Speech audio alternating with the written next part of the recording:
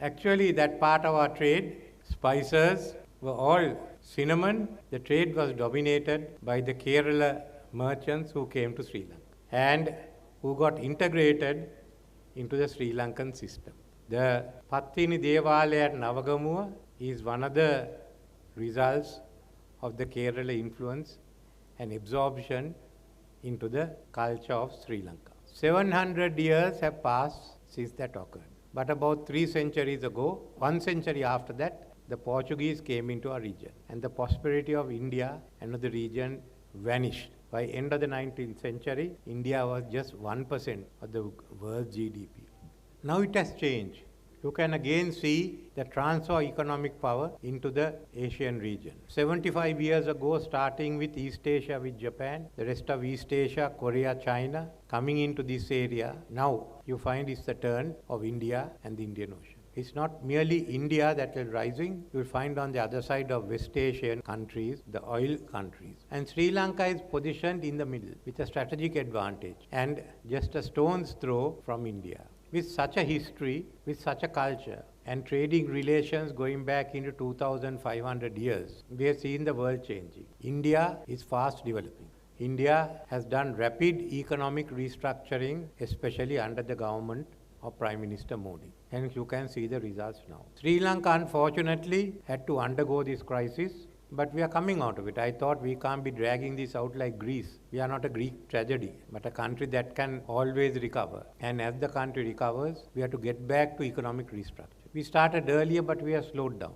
And we too, once the debt restructuring is over, we are already planning the growth agenda.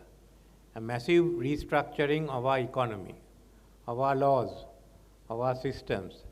So we would find that India and Sri Lanka be having the same system. But we want to build up a highly competitive economy which can compete with the world, a green economy and a digital economy. So this is what we are working at. So in this journey, we should go together. That's what we have done for 2,500 years. Whatever be the political relations, the cultural and economic relations were always firm, on a firm foundation. So my task now, when I go to India, will be, as Gopal said, to look at what is the connectivity, how close connectivity are we to have. So first is decide what is the long-term objectives and goals of our two countries' relationship. We are going into a new age, we must go there together. And remember, development doesn't stop in India. In another 50 years' time, it will be taking place in Africa, around us. So in my view, what we discussed with Prime Minister Modi is what's our vision and what are we going to do immediately. And I think that's a matter when we come back, it should be debated in the country. I will certainly put the statement before Parliament. If someone has any other opinion or alternative, let us know. Just as I put the IMF agreement before Parliament, the Extended Fund Facility, EFF, and we brought the debt restructuring. This is important. We have to decide within the next 2 decades what is our relationship going to be with India and what's the connectivity. We can't be suspicious of each other. We have to work together. And remember, the relationship at the end is not driven by governments.